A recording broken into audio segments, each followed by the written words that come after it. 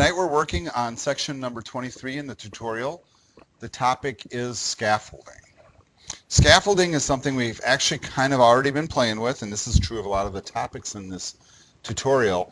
But in this particular section, they're focusing on some of the things that we really haven't worked with too much. So you will be picking up a few, I think, important tips along the way here.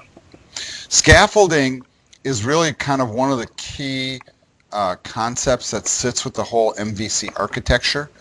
And remember, MVC is an approach to building applications more than actual, technologies per se.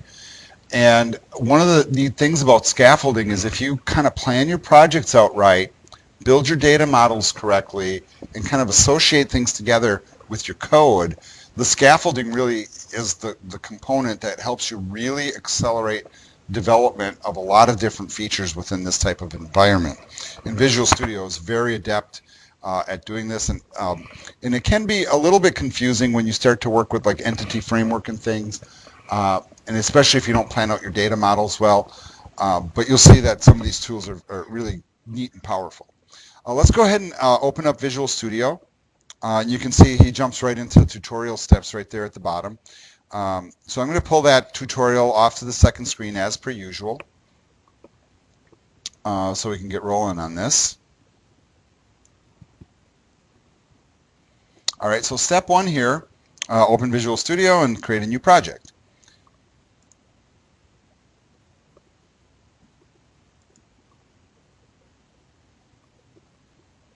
All right, we're going to pick the web application in .NET format. The name we will be applying to the project is MVC Scaffolding Demo.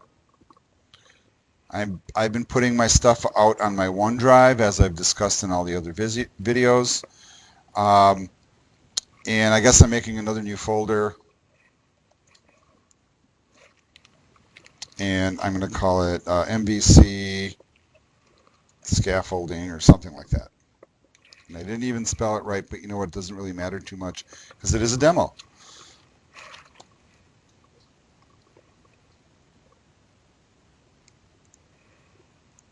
So selecting the folder, and then go ahead and say OK.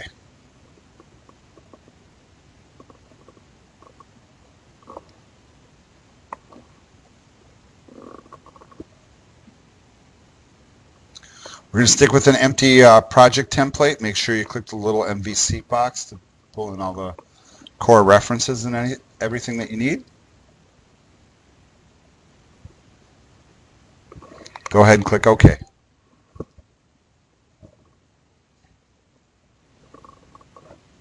Yep. Then as you wait, contemplate buying a faster computer with more RAM and an SSD in it, right? And finally, we get our project up on the screen here. Now what we're going to do is we're going to go ahead and we're going to add support for the entity framework in the project. And we're going to do that by invoking the NuGet package manager. So just come up right here to the root of your project, right-click, manage NuGet packages.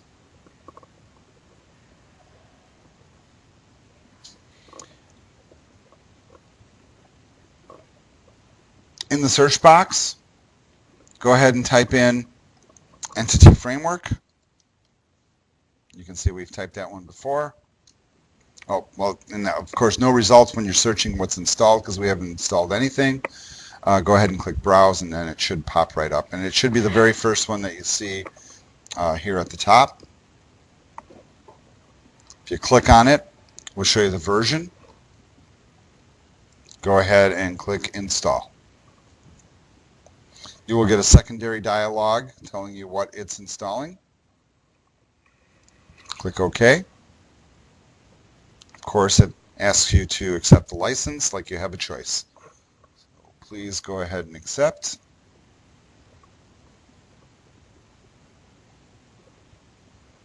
And then when it's all done, you should see the little finished message at the bottom of the console window. If you want, you can close the output window and just get it out of the way, which is what I always prefer to do. I always like to have as much screen real estate as possible when I'm working with code. And I always encourage students that if you are doing a monitor setup, it's really good to start taking some of these little side panels and stuff, even your output windows, and, throw them off on to screens on the side, and leave all that space for the code. Make it comfortable for yourself, so to speak. All right, now we're going to go ahead. We're going to add a model, and we're going to right-click on the models folder. We're going to choose Add, and then we're going to select from the box a class. And mine does show class way at the bottom here. Hopefully yours does too. If it doesn't, you'll have to choose new item and go searching for it. So I'm going to choose a class.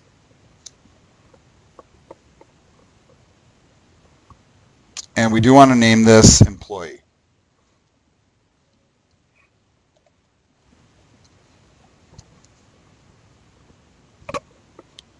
Go ahead and click Add, and then it'll create a new C# file inside the models folder.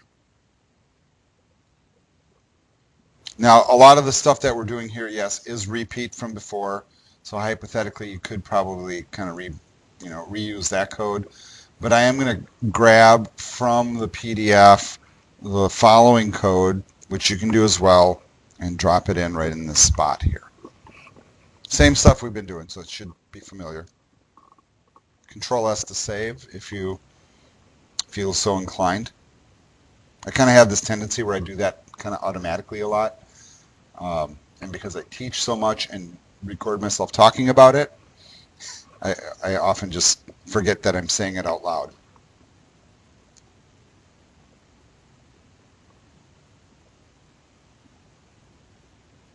Okay, so now that we have this in place, we actually want to add another class, but we're going to add it actually inside the same file to basically set up a database context for the work that we're doing. So we're going to do it right here below this class, and you can grab the code from page 214. And it's just a simple little class with one little declaration inside of it. And of course, it always pastes in a messy fashion here. And then you can see that we got our getter and our setter.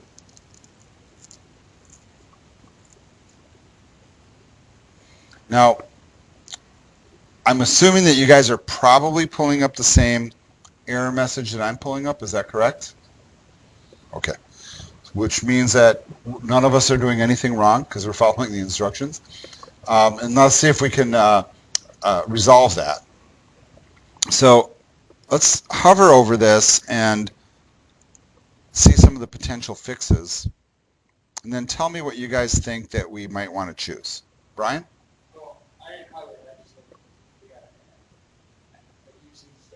Right. Absolutely. Because we are pulling in database resources, and because we're using the entity framework, we do want to actually choose the first statement that's listed here. And then you should see that go away. And then look up at the using statements or your import statements if you want to think of them that way. That helps to take care of it. So that basically connects it to that entity framework.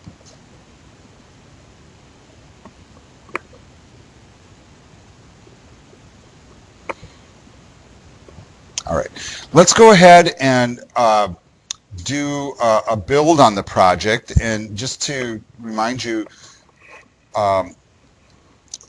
we don't have to actually run this, but we just need to right-click on the root of the project and choose build. And really what we're doing is we're compiling at this point. And we're hoping that we don't throw any errors and that everything works successfully, and hopefully that's the case. Let me know if you guys have any problems. Now, because we compiled it, now the code's all kind of set in place, and it puts a lot of the aspects that we need readily available. Now we're going to add some scaffolding, and we are at the very bottom of page 215, moving on to 216, and the instruction there says to right-click on the controllers folder, choose Add, and then you'll see right here in the menu, New Scaffolded Item. So go ahead and select that. on the page 216 and then to 217. And we've been doing a lot of this stuff in the past, and we've been very often just choosing empty structures. And in this case, we're actually going to build the second option, which is, notice what it says there, we're going to have MVC5 controller with views generated using entity framework. Once you have that selected, folks, go ahead and click the Add button. You'll get the secondary dialog where we now need to select the model that we're working with and the context of the data. So if you click the drop down, we will want to pick the employee model that we created. And then the context for that file really is only one that we can choose from, so that's the one we'll pick. They are asking us to actually uncheck the layout page. Now, if we were working with a project that already had structure and kind of like, you know, pages that we could inject content into, we'd actually select the page, but we don't have that, so it makes sense to uncheck it. And the employer is named Employees Controller. Please go ahead and click Add.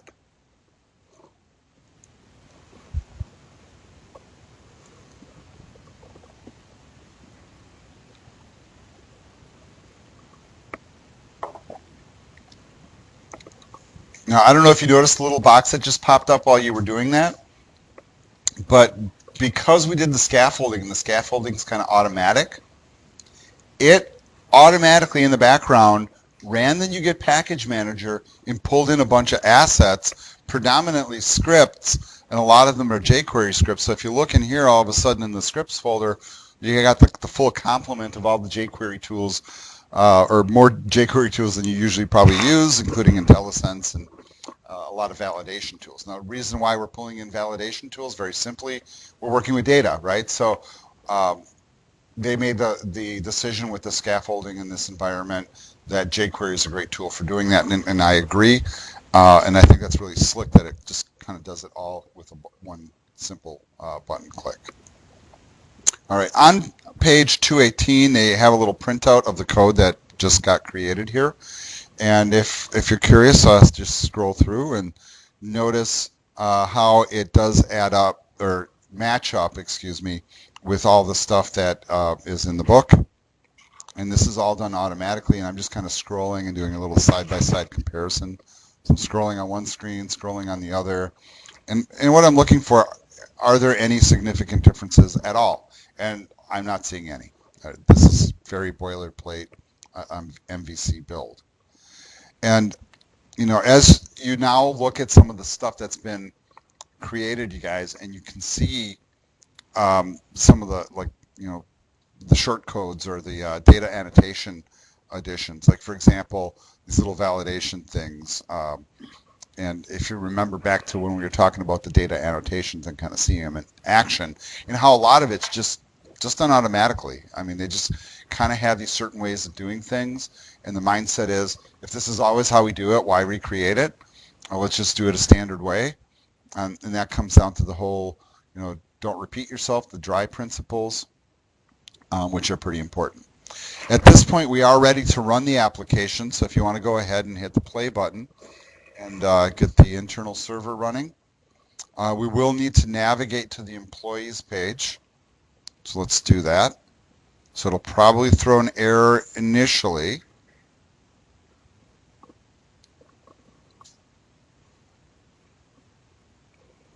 We're waiting pensively to see if it works. And there's our error. Now we're going to add to it employees. Press enter and see if anything comes up.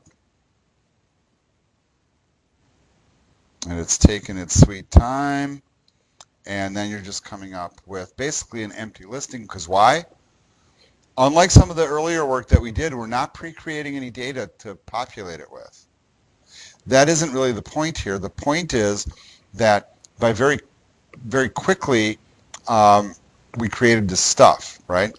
Next thing that they are asking us to do, and we are now on page 222, so you should have an output that looks like this. They do want us to to click the Create New link. And I don't remember coding any of this, right? And you guys should know this by now. This is what scaffolding does for you. It automatically looks at your data models and builds a structure so that you can insert the data based on a code first design. So I'm going to just type in some stuff. Oh, what name are we using today? I'll just type in my name because I'm lazy.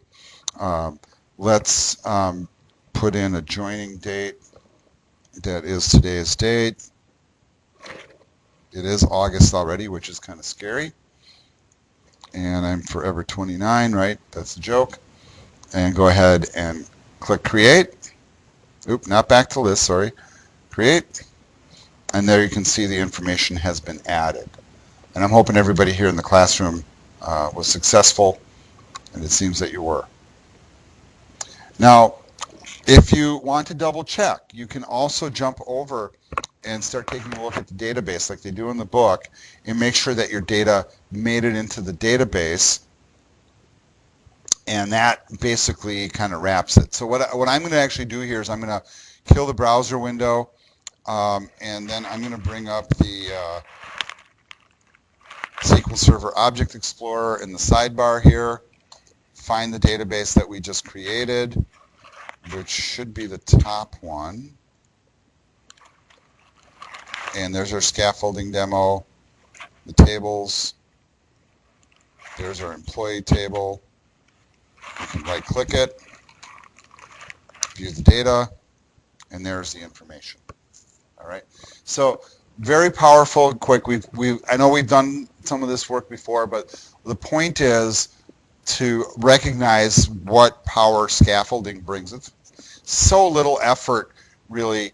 I mean, a little bit of kind of like preemptive data planning, create a model, right click, generate a controller that does all this stuff automatically. A very, very powerful feature. All right, that will end this video. And well, actually, we're not going to end this video. And I actually want to bring the tutorial back over and do a little talking here about what we're going to do next. We have a couple sections in the document that I'm not going to cover in depth, just very simply because I don't feel it necessary. So we just did the scaffolding section, and what we have left to complete is the section on Bootstrap, the section on unit testing, and then deployment. So I will do a separate video for deployment, but I do want to talk really quickly about both of these topics. If you look at like the number of pages that are involved in each one of these sections, first of all, we've already looked at what Bootstrap does and how it operates, right? And you guys should all hopefully be nodding your heads on that. So I would encourage you to read this, so there will be no assignment attached to it. And then unit testing is something that we did cover in some of our other classes. If you've taken web programming too, you've probably got enough unit testing where you probably never want to see it again. Although I will tell you that that is a thing that is easily built into a project structure.